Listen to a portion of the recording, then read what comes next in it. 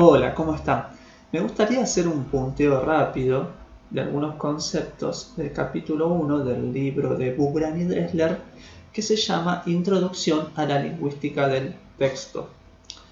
Tengan en cuenta que este libro es de 1981, nosotros tenemos la edición del 97 y estos autores austriacos trabajan la idea de texto dentro de una perspectiva cognitiva, y ahí está lo interesante y la diferencia con Halliday, ¿no? Así que tengan en cuenta esto, presten atención a estas diferencias. Ellos entienden en realidad a la lengua como un sistema virtual de opciones potenciales, en donde los productores o los emisores realizan elecciones y toman decisiones con una meta, que es la de construir un discurso. Entonces, de alguna forma, el texto es una actualización del sistema virtual que es la lengua, y por eso es un documento de decisiones. Es una prueba que nosotros tenemos de las decisiones que tomó el productor a la hora de realizar ese texto. Lo interesante acá es la primera definición que está en Nociones Básicas, que es el capítulo 1. El capítulo 4, que es el de cohesión, lo van a trabajar con una actividad que les voy a dar por Classroom. Así que tienen el capítulo 1 y el capítulo 4. Capítulo 1 ustedes tienen que profundizar en algunos conceptos que yo les voy a indicar con este video. Lo primero es, un texto es un acontecimiento comunicativo que cumple 7 normas de textualidad. Miren acá la primera diferencia. Halliday, para que algo, un conjunto de oraciones sea un texto, tenía que tener textura. Acá, para que un conjunto de emisiones lingüísticas pueda ser considerado un texto, tiene que cumplir con estas normas, que son 7. Ahí está la gran diferencia. ¿Qué pasa si no cumple con una de esas normas? Esas emisiones no son consideradas comunicativas y por lo tanto tampoco pueden ser analizadas como un texto genuino. Ahí está la diferencia. Si no cumplen, esas emisiones no cumplen con algunas de estas normas, las emisiones no pueden ser consideradas un texto. Es bastante concreto esto, ¿no? ¿Por qué? Bueno, antes del por qué les voy a enumerar las normas de textualidad. Acuérdense, son la cohesión, coherencia, intencionalidad, aceptabilidad, informatividad, situacionalidad e intertextualidad.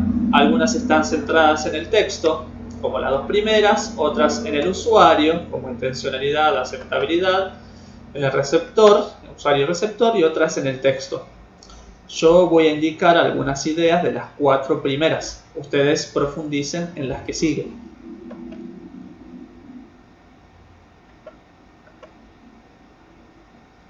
Les decía, bueno, a ver, ¿por qué? Si una serie de oraciones o de emisiones lingüísticas no cumplen con una de estas normas, no pueden ser consideradas textos. Porque estas normas funcionan como principios constitutivos. ¿Qué quiere decir? Que crean y definen el comportamiento identificable como comunicación textual. Vamos a poner una analogía. Si ustedes no conocen las reglas del ajedrez, ¿pueden jugar al ajedrez? No. Si no conocen las reglas del fútbol, ¿pueden jugar al fútbol? No. Si no conocen las reglas que se necesitan para construir un ensayo, ¿lo pueden hacer? No. Si no conocen las reglas para hacer un telegrama, tampoco lo pueden hacer. Lo mismo pasa con estas normas de textualidad. Si no las empleo, si una no está falla, ese texto no es considerado comunicativo. En realidad no es considerado un texto, disculpen. ¿Está bien? Son normas, principios constitutivos. También tienen algunos principios regulativos, por ejemplo la eficacia, que tiene que ver con que el emisor y receptor tienen que lograr un objetivo con el mínimo esfuerzo posible. La efectividad tiene que ver con el impacto que tiene ese texto en el receptor. Y la adecuación tiene que ver con la relación propicia o relevante entre las diferentes normas, entre los diferentes principios. Seguimos. Una aclaración importante sobre la idea de coherencia y cohesión. Esto no puede faltar, por favor. Si bien la coherencia y la cohesión son principios o restricciones que están presentes en los textos, también son producto de las actividades racionales de los receptores. Son un producto de la actividad interpretativa del receptor. Yo puedo tener un texto que le puede faltar coherencia, que le puede faltar cohesión, pero si el receptor lo acepta como texto y él completa lo que falta, va a ser considerado también un texto. Pónganse a pensar en los mensajes de WhatsApp. ¿Cuántas veces tenemos que hacer un esfuerzo extra para entender lo que quiere decir ese mensaje? Yo completo la cohesión y también completo la coherencia. Muchas veces no solamente fallan en la forma, sino también en las relaciones de significado que tienen esos mensajes. Entonces yo decido darle coherencia y cohesión. ¿Cómo le doy esa coherencia y cohesión? Y por supuesto a través del conocimiento enciclopédico que tengo, a través del conocimiento de la situación comunicativa, a través de la familiaridad que tengo con el género. Todo eso me permite a mí, si quiero, darle coherencia y cohesión a ese texto. Esto se relaciona con que la descripción de la noción de texto dentro de una perspectiva cognitiva, como lo que les decía al comienzo. Bugran y Dressler piensan al texto dentro de una perspectiva cognitiva. La aceptabilidad y la adecuación son dos criterios que han de cumplir un texto y que tienen más importancia que la gramaticalidad y la correcta formación. Los procesos de razonamiento humano son más esenciales para utilizar y transmitir el conocimiento mediante textos que las pruebas lógicas.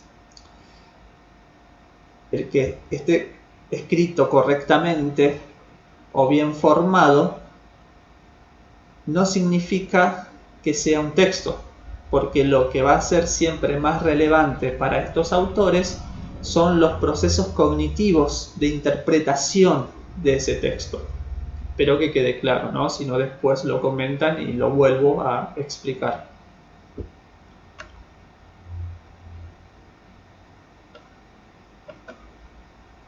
Vamos con la primera norma, que es la cohesión.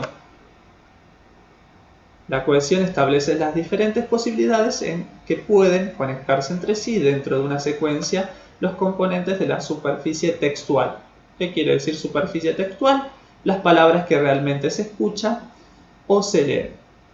Acá son relaciones gramaticales entre las palabras concretas, entre las palabras que escuchamos o que leemos. Todos los procedimientos que sirven para relacionar palabras en una secuencia determinada son considerados dentro de la idea de cohesión. Es un concepto más amplio. Tengan en cuenta que en la idea de cohesión para Bugran y Dressler entran procedimientos como la repetición, repetición parcial, paralelismo, paráfrasis, proformas, elisión, tiempo y aspectos verbales, conexión, entonación y progresión temática.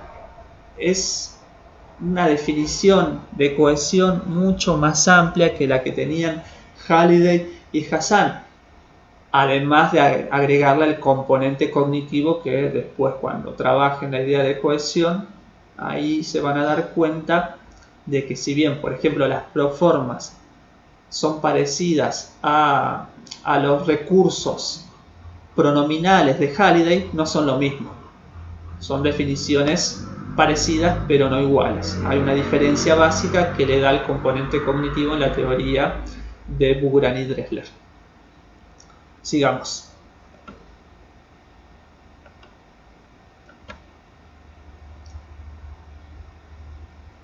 Vamos con la coherencia. Esto es un poco más complejo, pero vamos a tratar de hacerlo claro. La coherencia regula la posibilidad de que sean accesibles entre sí e interactúen de un modo relevante los componentes del mundo textual, es decir, la configuración de los conceptos y de las relaciones que subyacen bajo la superficie textual. Bueno, a ver, vamos a tratar de hacerlo más sencillo. Recuerden que en Halliday la coherencia tenía que ver con que un texto sea cohesivo, esté bien unido y sea consistente al registro, es decir, que sea consecuente con su situación comunicativa. Ahí era más fácil, ¿no? La idea de coherencia. Acá tenemos esta idea, ¿no? Más compleja. ¿Qué quiere decir? Las palabras que nosotros escuchamos o leemos despiertan una serie de conocimiento, de conceptos en nosotros. De conceptos, y esos conceptos están relacionados de diferente forma. Si están relacionados de forma relevante, vamos a percibir ese texto como coherente. Ese texto va a tener una continuidad de sentido. Si esos conceptos están relacionados de forma irrelevante, vamos a percibir esa secuencia de oraciones con una discontinuidad en su sentido, con incoherencia. Vamos al ejemplo, el que me gusta a mí. Llueve porque están ricas las tortas fritas. Repito, llueve porque están ricas las tortas fritas. Se dieron cuenta enseguida que falta sentido, que hay un problema en la continuidad de sentido, pero no se da en la superficie textual, no es un problema de cohesión, porque el enunciado está bien unido. El problema tiene que ver con los conceptos y las relaciones que subyacen a esas palabras. ¿Cuál es la relación que subyace a esas palabras? Tengo una relación de causalidad entre lluvia y tortas fritas. Acá parece que las tortas fritas causaran la lluvia. ¿Esto es así? No, por supuesto que no. ¿Y cómo me di cuenta? Porque yo tengo una serie de conocimientos enciclopédicos del mundo que me dicen que la lluvia no es causada por la mezcla de harina y agua, sino que la lluvia es causada por cuestiones atmosféricas. El agua de la tierra se evapora por el sol y una vez que este vapor está en las nubes, no sé, se vuelve más pesado y cae o algo por el estilo, pero yo conozco eso, yo sé eso, están mis conocimientos previos. Entonces, como sé eso, me doy cuenta de que la relación entre lluvia y tortas fritas no es adecuada en ese enunciado. Por lo tanto, no tiene coherencia o no tiene continuidad de sentido. Esa relación de causalidad entre esos dos conceptos no es relevante. Sería muy diferente si yo digo hice tortas fritas porque llueve. Ahí es distinto, ¿no? Claro, acá que estoy diciendo que la lluvia de alguna manera causó las condiciones necesarias para que yo realice las tortas fritas. ¿Y por qué lo percibo con una continuidad de sentido? Porque mis conocimientos previos también me dicen que en estas situaciones, por una cuestión de conocimiento del mundo, de conocimiento cultural, son adecuadas para hacer las tortas fritas. Entonces, fíjense los enunciados que son diferentes. Uno no tiene una continuidad de sentido, pero el otro sí la tiene. Llueve porque están ricas las tortas fritas. Ahí la relación entre los conceptos no es relevante, la relación de causalidad no es relevante, pero en el segundo ejemplo hice tortas fritas porque estaba lloviendo, porque está lloviendo, ahí sí es relevante. La relación entre los conceptos que subyacen a la superficie textual es relevante. Recuerden que no es un problema de cohesión, porque acá las relaciones y los conceptos están bajo la superficie textual. Hay otro ejemplo que dan los autores, yo voy a dar alguno parecido a ver si recuerdo. El perro leyó las noticias. Claro, literalmente ustedes piensen, ¿el perro leyó las noticias? No tiene sentido. Los conceptos que subyacen a esa superficie textual no tienen una relación relevante. ¿Por qué? Porque la idea de leer necesita un agente humano. Las personas leemos, no los animales. Entonces, si yo digo el detective leyó las noticias, ahí yo lo percibo con sentido. Porque claro, detective, que es un agente humano, y leer, que es una acción que necesita un agente humano, están bien relacionadas. La relación es relevante. Pero piensen lo complejo que es este concepto, ¿no? Porque toma en cuenta cuestiones cognitivas. Yo completo, o para darle coherencia, tienen que ver mis conocimientos del mundo, mis conocimientos de la situación, de la cultura, del género. Entonces yo completo el significado del discurso. Y eso de alguna manera repercute en hacer inferencias. Eso se llama hacer inferencias. Las inferencias son esa capacidad que tenemos de completar el significado del texto a partir de nuestros conocimientos enciclopédicos, de la situación, del género. Bueno, aparte de esta relación de causalidad que yo les ejemplifiqué, tienen otras. Los autores señalan causalidad, posibilidad, razón, propósito y tiempo. Ustedes, por favor, profundicen en posibilidad, razón, propósito y tiempo.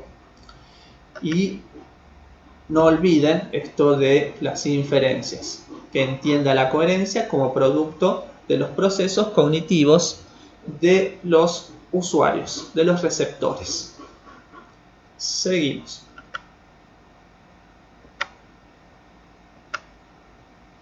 Voy a bajar un poquito, está dando el sol. Ahí está. Intencionalidad. Esta norma es más sencilla.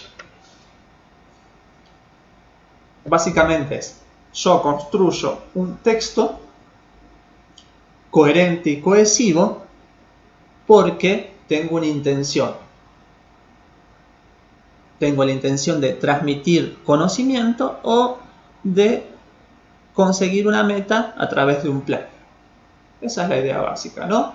Una secuencia de oraciones va a conformar un texto porque el productor tiene la intención de transmitir conocimiento o de realizar una meta a través de un plan.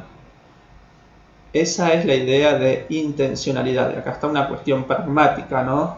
De uso que de alguna forma surge con la lingüística textual de orientación comunicativa y no con el estructuralismo.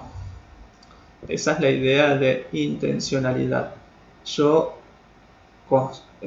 creo un discurso porque tengo un motivo.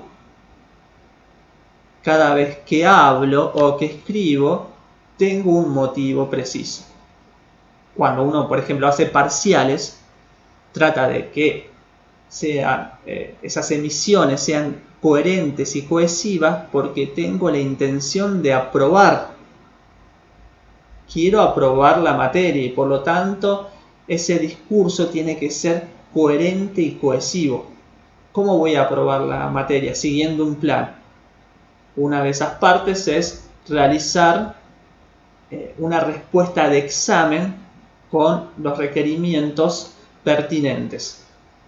Eso es la intencionalidad.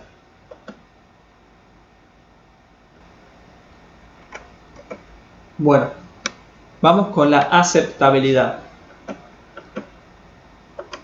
La aceptabilidad se refiere a la actitud del receptor. Una serie de secuencias que constituyen un texto cohesionado y coherente es aceptable para un determinado receptor si éste percibe que tiene alguna relevancia, por ejemplo, porque le sirve para adquirir conocimientos nuevos o porque le permiten cooperar con su interlocutor en la consecución de una meta discursiva determinada. Claro, yo voy a aceptar ese texto si para mí tiene alguna importancia. Si el conocimiento que se transmite ahí es importante para mí, o si quiero colaborar en la consecución de alguna meta con mi interlocutor. Si yo quiero lograr algo, si no, no lo acepto. ¿Puedo tolerar que no tenga coherencia y cohesión? Sí, puedo tolerar. Si mis intereses me lo permiten. Imagínense los profesores cuando tenemos que corregir escritos de los alumnos. Muchas veces uno trata, por más que no entiende, trata de imaginarse qué quisieron decir. Y a veces sí, y a veces eso cuenta en la nota del examen. Pero otras veces no cuenta, porque en realidad a nosotros nos va a interesar la forma en que se dice. Entonces directamente puedo decir, no, esto me lo haces otra vez porque no lo acepto. Eso siempre hay que remarcárselos a los alumnos. No confíen en que el receptor va a tolerar las dificultades de mi texto. La poca coherencia o las faltas que tienen en la cohesión, en la forma. No confíen en que la otra persona va a tolerar eso.